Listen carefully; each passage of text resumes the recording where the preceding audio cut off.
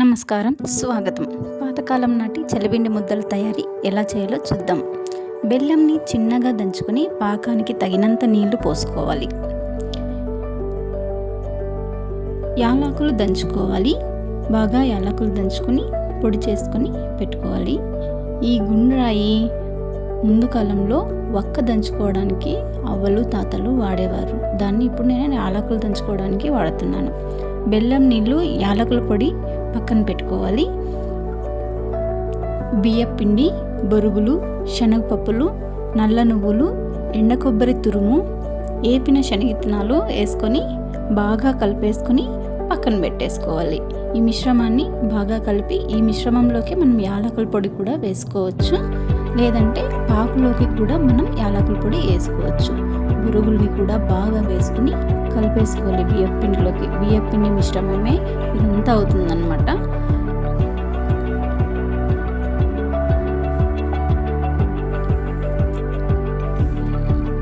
ఈ చలిపిండి ముద్దల్ని అయితే స్నాక్స్గా కూడా తీసుకోవచ్చు.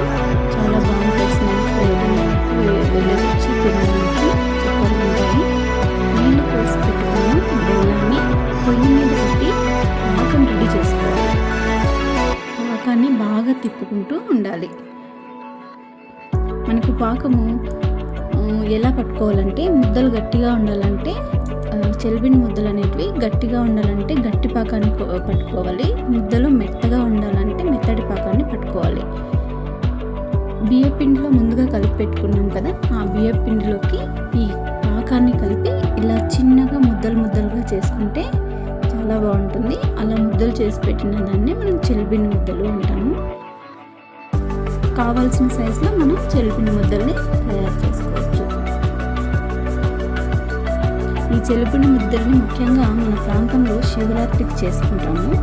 ఇది చాలా ఆరోగ్యవంతమైనటువంటి వంట అన్నమాట. 30 రోజుల దాకా ఈ చలిపిండి ముద్దల్ని నిల్వ చేసుకుని మనం స్నాక్స్ దగ్గర తీసుకోవచ్చు. ఆడిన తర్వాత బాగా గట్టి అయిపోతాయి.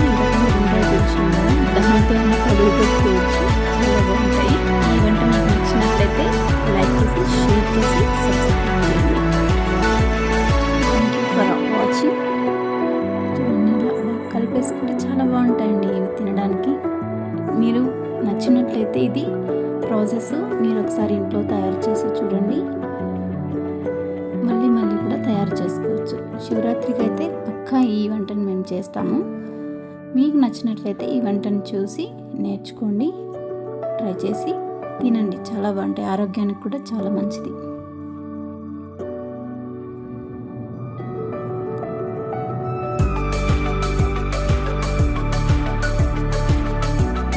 ఊరికి తప్పకుండా ట్రై చేసి ఈ వంటను చూడండి. చాలా బాగుంటుంది.